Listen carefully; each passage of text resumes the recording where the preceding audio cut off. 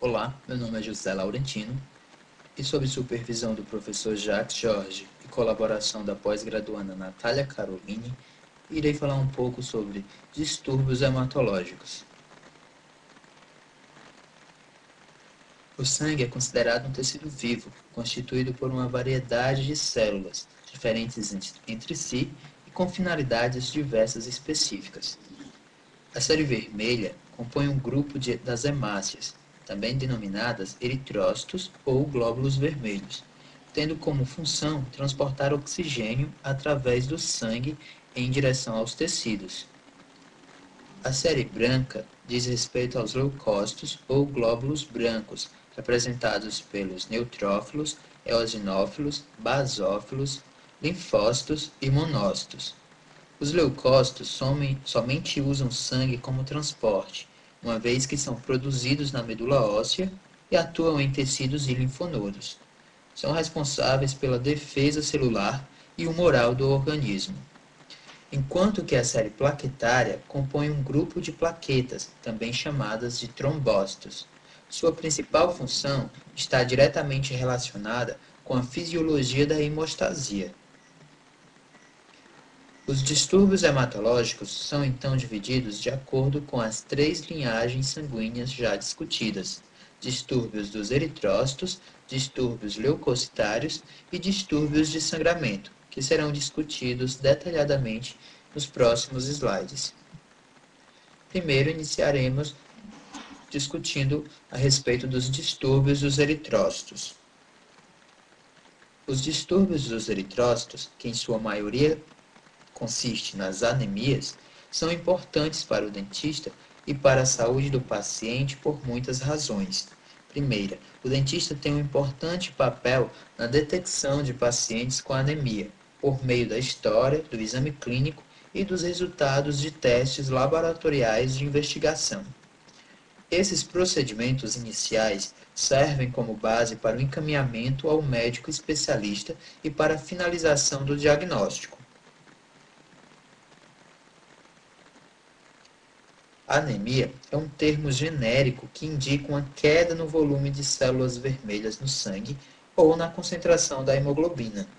Este problema pode ser o resultado de vários fatores, inclusive uma queda na produção de eritrócitos ou o aumento da destruição ou perda deles. Antes de ser uma doença por si só, a anemia é frequentemente um sinal de uma doença subjacente, como insuficiência renal, doenças do fígado, condições inflamatórias crônicas, malignidades ou deficiências de vitaminas ou minerais. Caracteristicamente, os sintomas da anemia estão relacionados à redução da capacidade do sangue de transportar oxigênio devido à redução no número de eritrócitos. Sintomas como cansaço, cefaleia ou delírios podem ocorrer. A palidez das membranas mucosas pode ser observada nos casos graves de anemia. A conjuntiva palpebral é o local onde essa palidez pode ser observada com maior facilidade, mas a mucosa bucal pode apresentar sinais semelhantes. O tratamento da anemia depende da identificação e, se possível, da correção de sua causa subjacente. Por exemplo, na anemia por deficiência de ferro, o tratamento é baseado por parar a causa de sangramento. Deficiência de ferro associada à gravidez muitas vezes é solucionada após o nascimento do bebê. A transfusão com eritrócitos é reservada para pacientes que estão apresentando sangramento ativo e para aqueles com anemia grave e sintomática que apresentam alguma doença de base. A anemia de células falciformes é um dos mais graves distúrbios genéticos da síntese de hemoglobina, caracterizando uma hemoglobinopatia. Por causa da substituição mutacional da molécula de timina pela adenina no DNA, o códon é alterado para codificar o aminoácido valina em lugar do ácido glutâmico, na cadeia beta-globina da hemoglobina. Isto resulta em uma molécula de hemoglobina que, em seu estado desoxigenado, fica predisposta à agregação molecular e polimerização. Consequentemente, as células vermelhas do sangue dos pacientes portadores de anemia de células falciformes apresentam a tendência a sofrer deformação da forma normal, de disco bicôncavo, para uma forma rígida e curva, uma forma de foice. Os eritrócitos falciformes são mais frágeis que o normal e tendem a bloquear aos capilares por causa de sua forma e propriedades de aderência.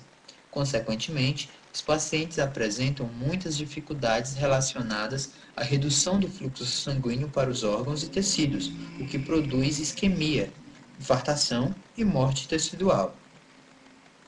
A anemia falciforme pode afetar qualquer tecido ou órgão e o espectro clínico de envolvimento é muito variável. Talvez o sinal mais dramático dessa doença seja a crise de célula falciforme, uma situação em que o afoiçamento dos eritrócitos torna-se grave. A crise pode ser precipitada por hipóxia, infecção, hipotermia ou desidratação. Entretanto, na maioria das crises, não há um fator de predisposição identificável. Os pacientes que apresentam uma crise observam dor extrema causada por isquemia e infartação do tecido afetado. Os ossos longos, os pulmões e o abdômen estão entre os locais mais comumente afetados, e cada episódio dura de 3 a 10 dias. Os pacientes são mais susceptíveis a infecções devido à destruição do baço numa idade precoce por repetidas infartações. Os aspectos radiográficos bucais da doença de célula falciforme são relativamente inespecíficos. Consistem em um padrão trabeculado reduzido da mandíbula por causa do aumento da hematopoiese que ocorre nos espaços medulares. Ocasionalmente, uma aparência fios de cabelo em pé é observada na radiografia do crânio, embora seja menos evidente que a verificada na talassemia. Outros problemas bucais relatados são a maior incidência de osteomielite da mandíbula, parestesia prolongada do nervo mandibular e necrose pulpar assintomática.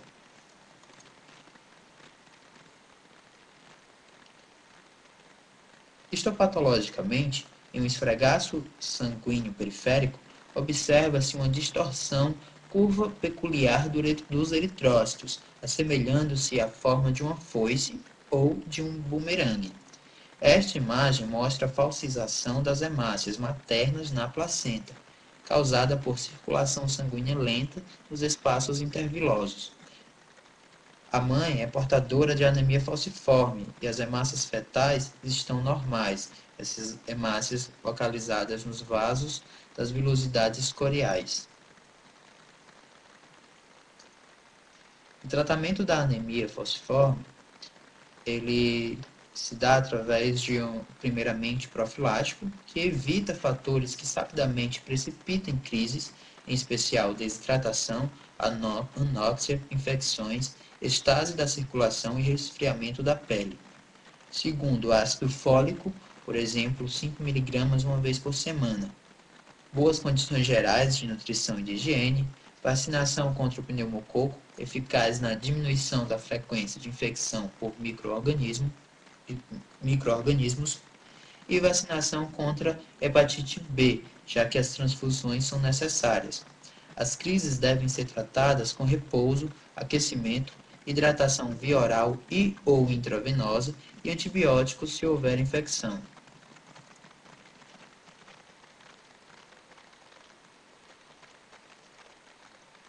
As transfusões são feitas repetidamente, algumas vezes como profilaxia em pacientes com crises frequentes ou que têm lesões orgânicas. A hidroxiureia, 15 a 20 mg por quilo por dia, pode aumentar os níveis de hemoglobina F e melhorar a evolução clínica de pacientes. O transplante de células-tronco pode curar a doença e muitos pacientes atualmente são tratados com sucesso. A mortalidade é inferior a 10%. indicação somente nos casos mais graves, indicação do transplante, cuja qualidade ou expectativa de vida estão prejudicadas. Atualmente, há pesquisas com novas drogas, como butiratos, para aumentar a síntese de hemoglobina F ou a solubilidade da hemoglobina S. O tratamento gênico é uma perspectiva distante e ainda indisponível. Já a respeito do tratamento odontológico do paciente com anemia falciforme, primeiro o dentista deve confirmar com o médico do paciente se a condição está estabilizada. Sempre marcar consultas curtas, evitando procedimentos longos e complicados. Deve manter boa condição dentária o paciente para que evite os casos que necessite entrar com um procedimento mais invasivo. Instituir cuidados dentários preventivos agressivos como controle de dieta, instrução da higiene oral e aplicação de gel de flúor, periodicamente. Deve evitar infecção bucal, usar o oxímetro de pulso mantendo a saturação de oxigênio sempre acima de 95%, usar anestesia local com epinefrina sempre de 1 para 100 mil, evitar barbitúricos e narcóticos fortes, e a sedação pode sempre ser alcançada com diazepam. Usar profilaxia antibiótica para procedimentos cirúrgicos maiores e evitar o uso discriminado de salicitatos. Controle da dor sempre é melhor, sempre já bem feito com acetaminofeno e a codeína, conhecido paracetamol e codeína, Tiflex.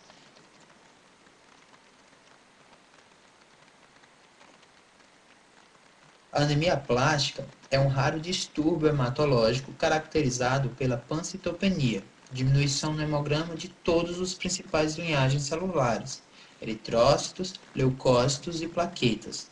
As células-tronco hematopoéticas precursoras não parecem sofrer maturação normal, apesar dos níveis normais ou elevados de citocinas, como fator estimulador de colônias granulócito macrófago, que normalmente induz a produção e maturação de vários tipos de células brancas sanguíneas. Em muitos casos, a destruição da medula óssea parece ser mediada por linfócitos que atacam e destroem as células-tronco da medula óssea. Em alguns casos, a resposta imune anormal parece iniciar o processo pela exposição a drogas ou viroses.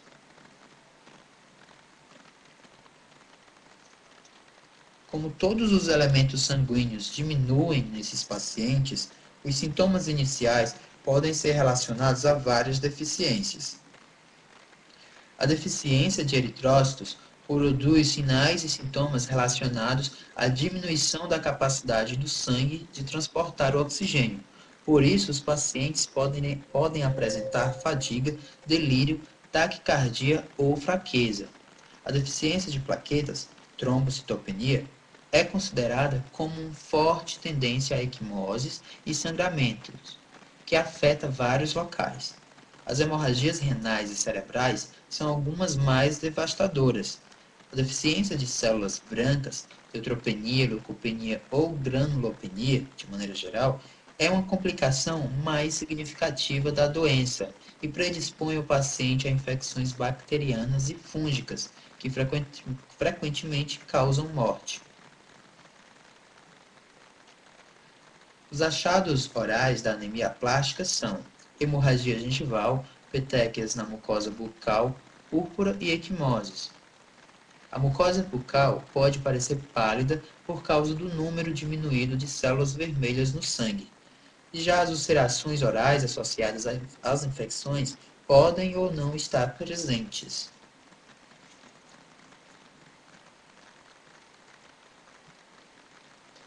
Esta é uma amostra de biópsia de medula óssea que revela uma medula relativamente acelular com infiltração de gordura. Os aspectos histopatológicos de uma ulceração oral em um paciente com anemia plástica mostram numerosos micro-organismos, além da notável ausência de células inflamatórias no leito da úlcera. Nesta fotomicrografia, podemos observar a aplasia de medula óssea no corpo vertebral, nesse caso. Há redução numérica intensa das 3 séries, dando à medula óssea um aspecto depletado, pobre em núcleos. Algumas células são ainda reconhecíveis como os megacariócitos. O diagnóstico de anemia plástica é normalmente estabelecido por exames de laboratório. Há uma pancitopenia caracterizada por pelo menos 2 dos seguintes achados: menos de 500 granulócitos por microlitro, menos de 20.000 plaquetas por microlitro ou menos de 10.000 reticulócitos por microlitro.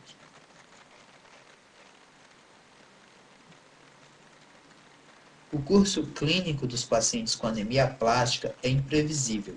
Nas formas mais brandas da doença, a recuperação espontânea da medula pode ocorrer em alguns casos. A progressão para a anemia plástica grave pode ser verificada em outros casos. O tratamento é inicialmente de suporte. Antibióticos apropriados são ministrados contra infecções que se desenvolvem e as transfusões de hemácias ou plaquetas são feitas para o tratamento sintomático da anemia e sangramento, respectivamente.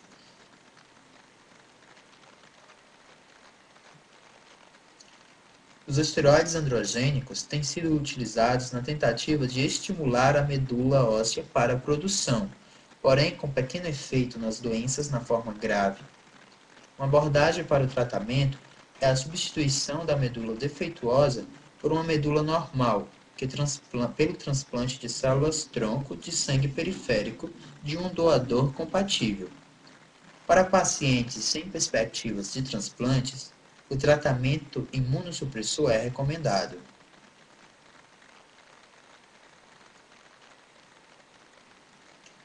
O tratamento odontológico do paciente com aplasia de medula, depois de planejado, deve ser discutido com o médico hematologista responsável. O tratamento de suporte hemoterápico com transfusões de plaquetas e, na maioria das vezes, poderá ser necessário, principalmente antes de qualquer procedimento invasivo. A profilaxia antibiótica deverá ser o de suporte de acordo com as necessidades e ou com as condições clínicas do paciente. Técnicas de hemostasia local, nos casos de extrações dentárias, devem ser sempre utilizadas na tentativa de minimizar os riscos de sangramento, como uma sutura obliterativa, o uso de substâncias promotoras de coagulação, como no caso o Hemostop, soluções antifibrinolíticas e selante de fibrina. Agora vamos abordar um pouco a respeito dos distúrbios relacionados aos leucócitos. Os distúrbios leucocitários podem influenciar fortemente no tratamento odontológico, já que os leucócitos são responsáveis pela defesa primária contra infecções microbianas e são críticos para a formação da resposta imune. Defeitos nos leucócitos podem se manifestar como atraso na cicatrização, infecção ou ulceração da mucosa, podendo, em alguns casos, ser fatais. Para assegurar a saúde do paciente, o dentista deve estar habilitado para detectar anormalidades nos leucócitos do sangue por meio de história clínica, exame clínico e de testes laboratoriais, e deve imediatamente referir ao paciente ao médico para o diagnóstico e tratamento antes de realizar procedimentos odontológicos invasivos. No caso da neutropenia, refere-se a uma diminuição do número de neutrófilos circulantes inferior a 1.500 por milímetros cúbicos num adulto. É frequentemente associada a um aumento da susceptibilidade do paciente a infecções bacterianas. Os clínicos devem estar conscientes desse distúrbio, porque a infecção da mucosa bucal pode ser um sinal inicial da doença. A diminuição de neutrófilos pode ser precipitada por vários mecanismos. a maioria dos quais envolve a diminuição da produção ou aumento da destruição dessas importantes células inflamatórias. Uma diminuição na produção de neutrófilos e outros elementos constituintes do sangue pode resultar na destruição da medula óssea por malignidades, como leucemia, ou por doenças metabólicas, como osteoporose. Muitas drogas podem afetar a produção dos neutrófilos, que é através de efeitos tóxicos diretos nas células progenitoras de medula óssea ou por mecanismos idiosincrásicos desconhecidos. Algumas dessas drogas incluem agentes quimioterápicos anticâncer, antibióticos, fenotiazinas, tranquilizantes e diuréticos. Diversas infecções virais e bacterianas podem não só reduzir a produção de neutrófilos, como também aumentar a destruição deles, comumente nos locais de infecção. As viroses incluem hepatite A e B, rubéola, sarampo, vírus respiratório qualquer, varicela e HIV. O aumento da destruição dos neutrófilos por mecanismo autoimune também ocorre em desordens como o lúpus eritematoso sistêmico, no qual são produzidos autoanticorpos dirigidos contra os neutrófilos. Clinicamente, muitos pacientes têm alguma forma de infecção bacteriana em vez de infecção viral ou fúngica, principalmente se os outros elementos do sistema imune, linfócitos, plasmócitos e os monócitos, ainda estiverem intactos. A maioria dos problemas dos pacientes com neutropenia parecem estar causados por estafilococcus aureus e organismos gram-negativos. Os locais mais comuns de infecções incluem o ouvido médio, a cavidade oral e a área periretal. As lesões orais incluem ulcerações que costumam envolver a mucosa gengival, provavelmente por causa da intensa colonização bacteriana da área e do trauma crônico que ela recebe.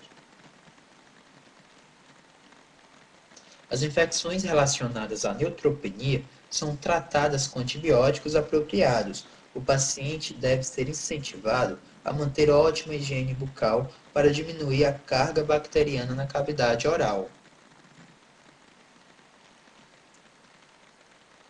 E para finalizar, irei falar um pouco sobre os distúrbios de sangramento, seus aspectos gerais e qual conduta o dentista deve seguir.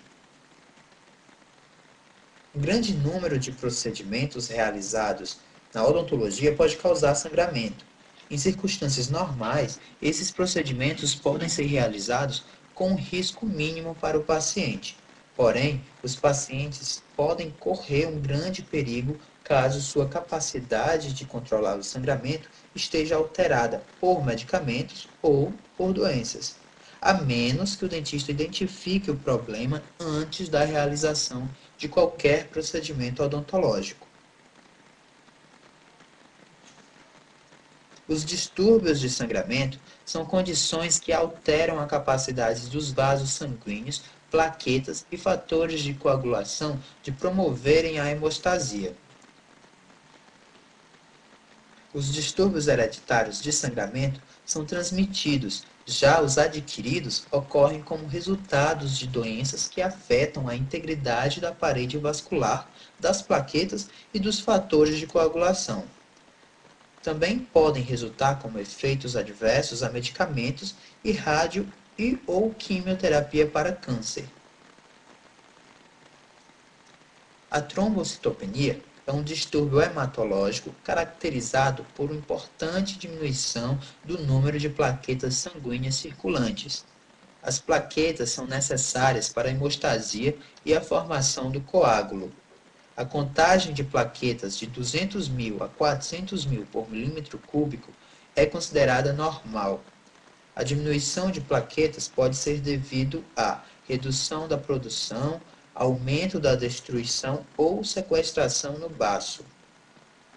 A redução da produção de plaquetas pode ocorrer por vários motivos, como infiltração de células malignas na medula óssea ou efeitos tóxicos das drogas quimioterápicas contra o câncer.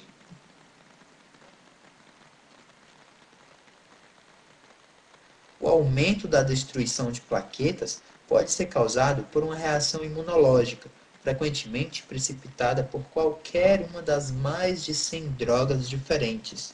A heparina é um dos agentes agressores mais comuns. Os autoanticorpos contra plaquetas, especificamente determinadas glicoproteínas de superfície, podem ser induzidas por infecção viral ou vacinação. A trombocitopenia pode ser um componente de determinadas doenças sistêmicas, como lúpus eritematoso sistêmico e a infecção pelo HIV. O aumento da destruição também pode ocorrer por meios não imunológicos, por causa de um aumento no uso de plaquetas, devido à formação anormal de coágulos sanguíneos. Isto ocorre em pacientes com púrpura trombótica trombocitopênica, a PTT. Sequestração no baço, em condições normais, um terço da população de plaquetas é sequestrado no baço. Consequentemente, as condições de esplenomegalia, hipertensão secundária à hipertensão portal, a doença do fígado, aumento esplênico secundário à infiltração do tumor, esplenomegalia associada à doença de Gaucher, também provocam a remoção de grande quantidade de plaquetas na circulação. Qualquer que seja a causa, o resultado para o paciente é o sangramento, porque o número normal de plaquetas não está disponível para a hemostasia adequada.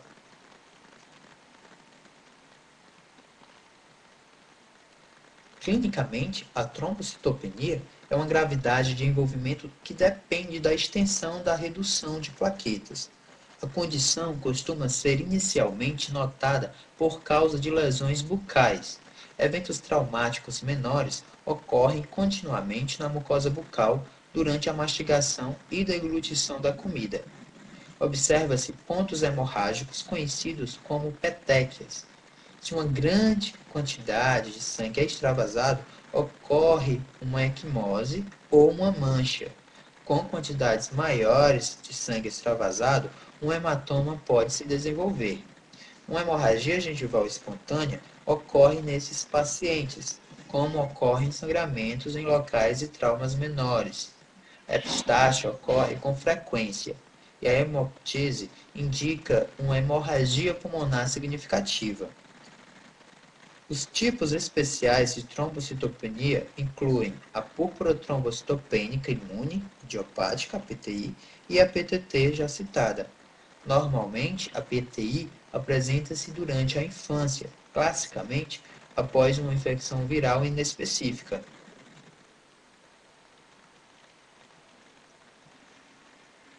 Se a trombocitopenia estiver relacionada a alguma droga, esta deve ser interrompida imediatamente.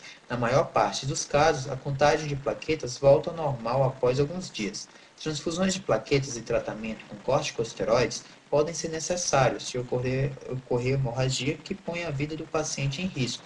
A PTI pode se resolver espontaneamente, porém casos mais graves podem requerer tratamento com corticosteroides ou imunoglobulina intravenosa. Hemofilia é um distúrbio de coagulação associado a uma deficiência genética em qualquer um dos fatores coaguladores do sangue. A hemofilia A, deficiência do fator 8, é a forma mais significativa e amplamente conhecida da hemofilia, chegando a cerca de 80 a 85% dos casos. Uma deficiência do fator 9 ou hemofilia B também pode ser encontrada. A hemofilia B é semelhante à hemofilia A em sua apresentação clínica. A hemofilia B é muito menos comum do que a A, ocorrendo com uma prevalência de 1 em 50 mil.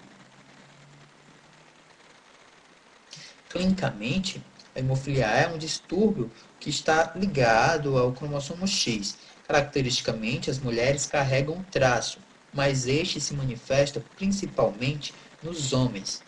A gravidade dos distúrbios sanguíneos depende da extensão da deficiência do fator de coagulação. A hemofilia A é um distúrbio causado por mutações associadas ao gene do fator 8. Pode-se observar uma hemorragia profunda que pode ocorrer durante as atividades normais e envolver os músculos, tecidos moles e articulações que sustentam o peso, conhecidas como a hemartrose, e especialmente pode ocorrer nos joelhos.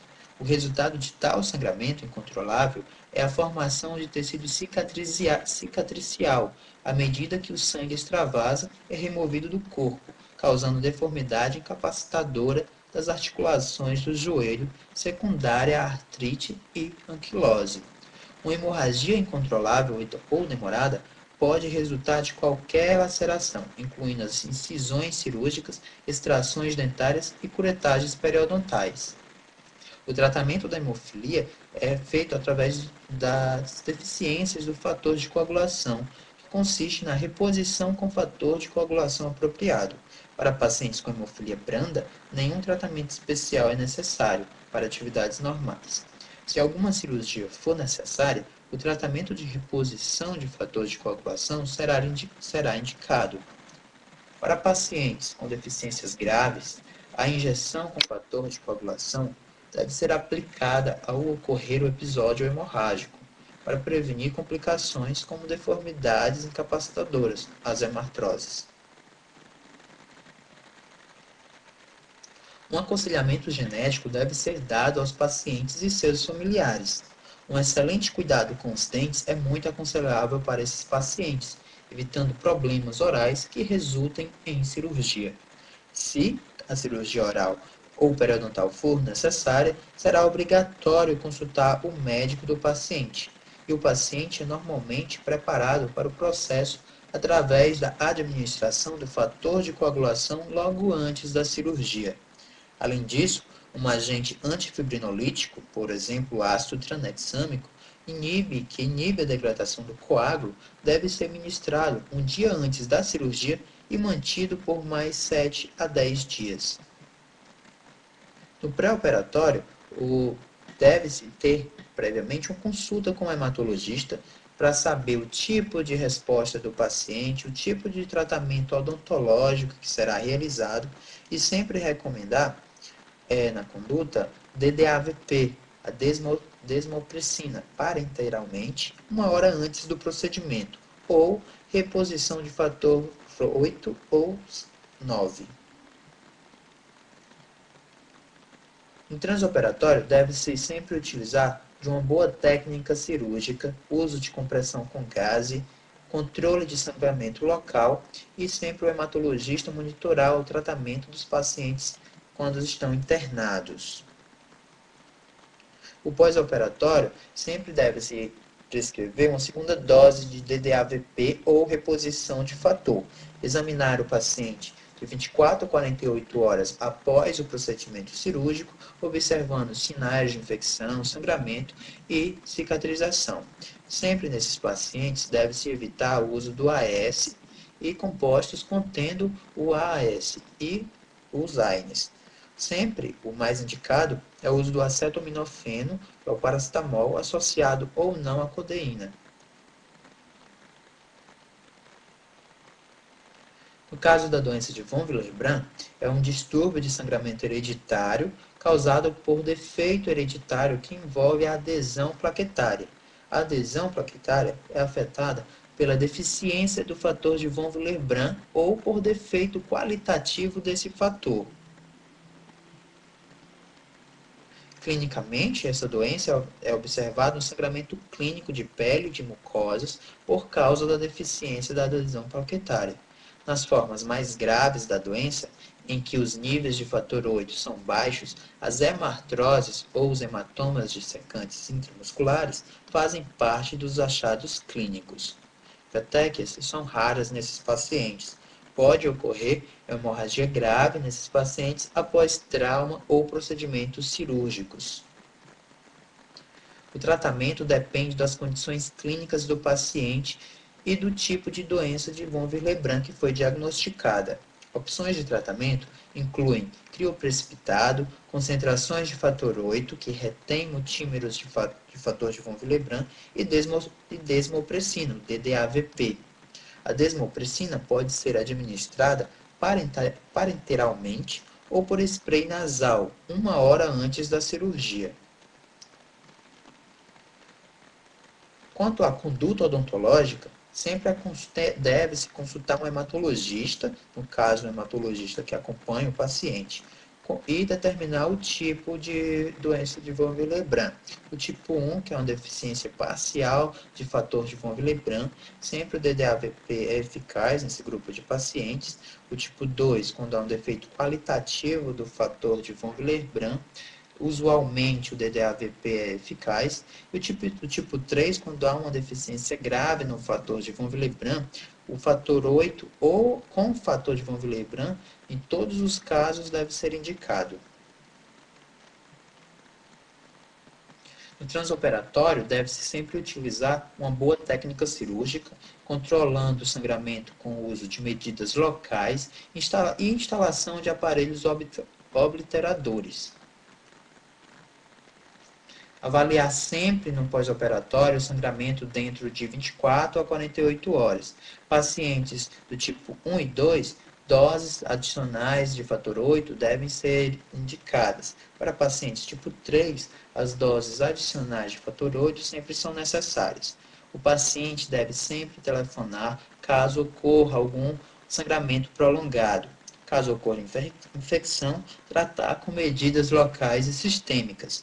O sangramento pode ser controlado com medidas locais e sempre evitando o AS e os AINES. Pode ser sempre utilizado o acetaminofeno, paracetamol com codeína. Então é isso. Muito obrigado pela atenção e até logo.